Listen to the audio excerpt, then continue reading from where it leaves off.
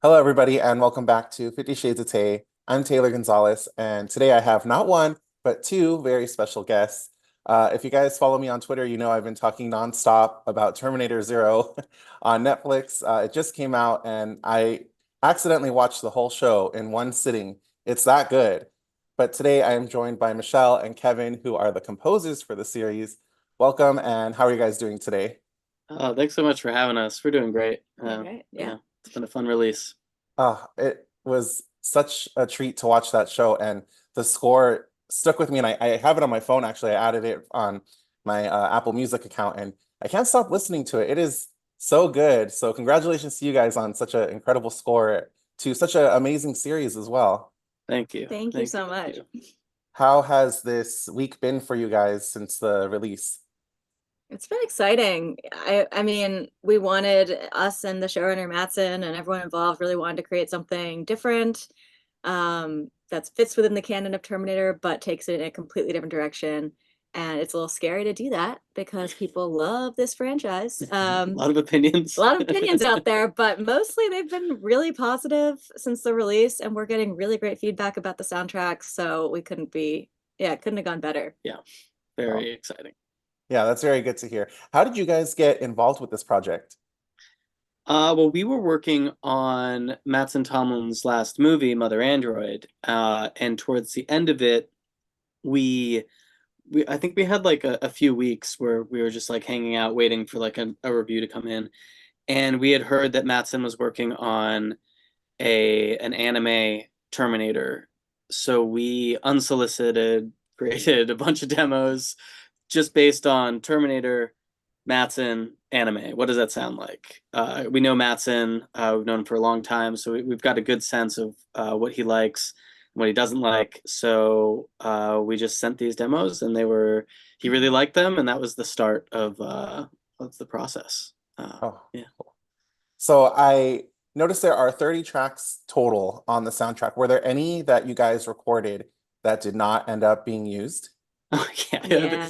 We had like 3.5 hours and we can't, we had to, we also like, we could have made it a little bit longer. There was like a couple where it was like, oh, maybe we should have included it. We might have a couple regrets, but you have to, we had to be decisive, and we also, had to pare it down from like 3.5 hours to, closer to an hour 15. 1:15, yeah. So we got rid of themes come in a TV show. You hear the same themes multiple times, just in different ways, and so we tried to choose the best version of each Yeah. theme. Got rid of redundancies. Yeah. But it was hard. It all came together pretty fast, the soundtrack. So we're thrilled that it ended up coming out. Yeah, And shout out to Lakeshore Records because this was they made it happen. They made it happen. It was not going to come out They're amazing. anytime soon. There's a lot of different people who own different rights to Terminator, so it was really complicated. And the people at Lakeshore Records are awesome. They're amazing. Oh, that's awesome. So I was wondering, since you guys work together, what is the collaboration process like between the two of you? Yeah, so when we first get a project, we tend to just sort of jam together and come up with, different melodies, different themes. We try to keep it away from the computer in the beginning and sort of just work on piano, guitar, vocals, to start to get a feel for it. And then when we do get the picture and we really start scoring seriously, we tend to switch on and off. I think some co-composers like divide the cues, but we don't do that. We work on the same cues, we just pass it back and forth and edit each other. So there's a lot of like, he'll do something, I'll add something, he'll take it back, I'll add something else, and then we just like refine it until it gets to its best form. Yeah. It's like passing a ball back and forth until we both feel like we're Right. done passing the ball. Yeah, that was something I was very curious about since there's two of you. I was wondering, who took turns doing what, but that's cool to hear that you guys go back and forth with it. And I think that helps to shape the music. And I know you guys recorded at Air, and I was wondering what the recording process was like, and if you guys know how many musicians were involved, and what were some of the instruments you guys used? Well, at Air, it was just a small 8-piece choir, so it was really intimate. Um, but it was maybe the coolest recording experience we've ever had because just walking into Air is like it's like going to church. It's wild. It's not that I go to church anyway. It's very Not that holy. you would know what going to church is like. Okay. But it was just amazing. We got to work with Joy Music House on orchestrating things, and then working with the London Contemporary Orchestra, conducted by Hugh Brunt, was just like kind of a dream. Um, it was really exciting because everything else in the score was so electronic, so processed. We would take weird bowed guitar and like funny sampley things and then totally distort them. And so like you had that juxtaposing with these just beautiful vocals, and it was a really exciting thing to come together.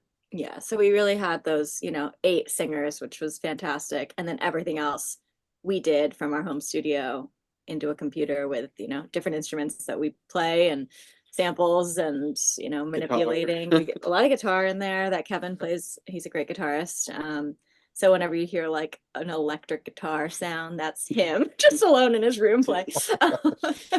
Yeah, so everything else is us, but it was really cool to have that collaborative experience in a studio with a choir. Yeah. So, Very, very cool.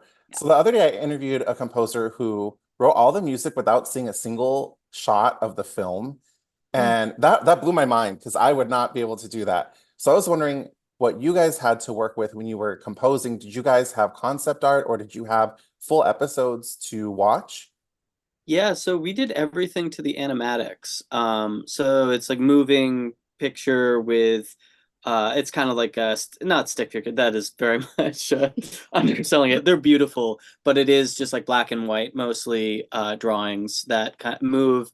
The timing is roughly there, so we could map out scenes correctly. We knew when something would be like a hard cut.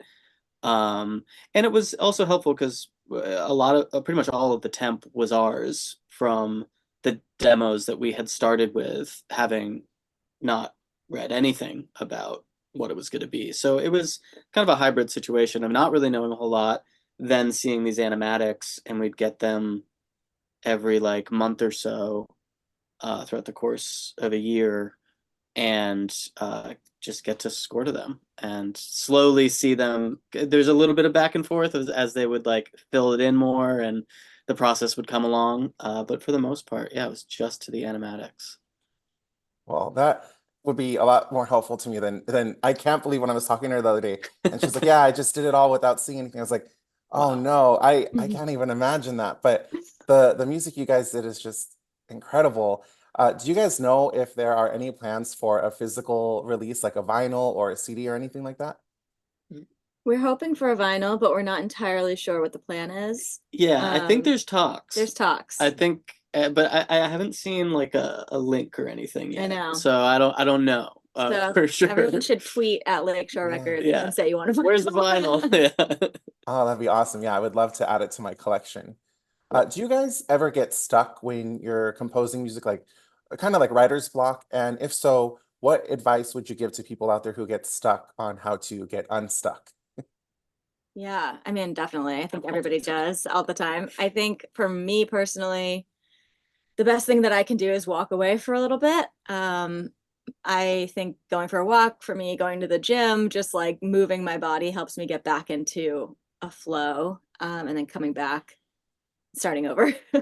I think also meditating helps me a lot to clear my head. And then also having a co-composer is really helpful because then you can pass it back and forth and see if they have any ideas. So we've found that working as a duo has been super helpful for like the writer's block. Yeah. Things. I'm a much more stubborn person where I will just keep. I think throwing things at walls is what I usually do to get out of it. It's not always the cleanest way. Yeah, and then I open the session and it's just like a mess. Well, that I all have right, to but clean up. we you don't have to. We clean it up together. But it's sometimes I think helpful to also just work on something else but adjacent, like a different scene that can maybe get you going so that you can approach the scene that you've been trying to do, or just sometimes forget about that scene. It's just like, all right, my mind doesn't want to work on the scene. and instead I want to work on this action scene because that's stimulating. And I think the thing is, as long as something is getting done, as long as you're moving forward in some way, even if it feels like, oh wow, I am literally just throwing stuff at the wall, it's still productive. It's still writing. It's like that thing that I feel like all writers say, like get your 5 or 10 pages in a day Yeah.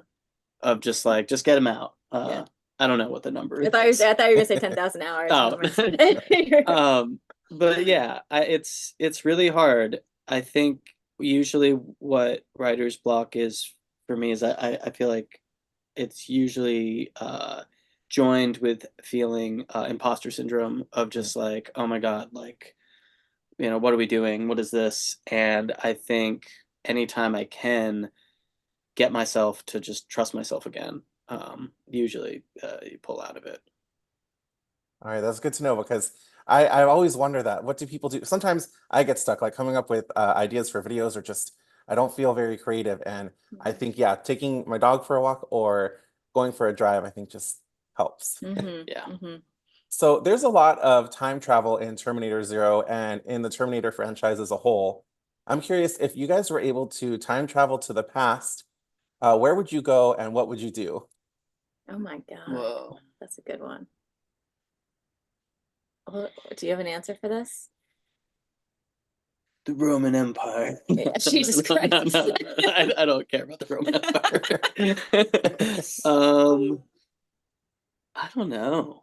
I think I would travel to like the 60s and do, I don't know. Do a lot of drugs. Do some drugs. Go to some music festivals, experience the culture of that time. And I don't know. I think that would be fun. Yeah. There's a lot of musicians during that time that would be really cool to see live. Go to Woodstock. Yeah. I don't know why I'm feeling like the Renaissance would be pretty cool to see what that would be like. But I don't know. I don't that'd really be fun. have a great answer.